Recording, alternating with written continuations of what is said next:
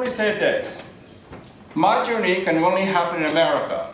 While Indian Americans continue to prosper financially, the community still has a ways to go in terms of social impact, according to a new Indiaspora-Dalberg survey. We just don't give at the rate that, other people who have the kinds of means that we do. I don't think it has to do with income by any means. You can see people with lots of money in India who give very little to charity, and you can see people with relatively little money but who still give to charity. At Indiaspora's first philanthropy summit, NGOs, donors, and community scions discuss how to increase giving in the U.S. and India while making it more effective and palatable for the community at large. Well, the good news is Indian Americans volunteer more than the average American. That was very pleasantly surprising.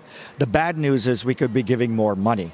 And the two go hand in hand, because if you volunteer more, you tend to give more money. If you tend to give more money, you tend to volunteer. So we think over the long term, this will adjust itself. Part of the challenge the survey found is how to navigate the inner workings of philanthropy. Successful entrepreneurs like Deepak want to know where the money is going and how effectively it's being used, because ROI does matter. And I would say that in the last 5 years, my personal giving is probably up by a factor of 10.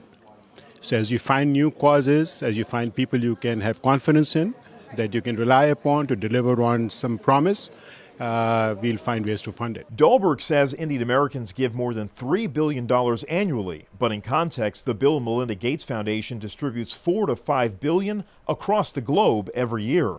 So imagine the kind of impact the diaspora could create if they met their giving potential, says Dalberg's Swetha Totapally. The thing that I actually want our people to think about is, how do I not just propel my own family members? How do I start propelling our community writ large? With a giving gap in the realm of at least $2 to $3 billion, the hope is the results of this study will galvanize charitable efforts amongst this growing community.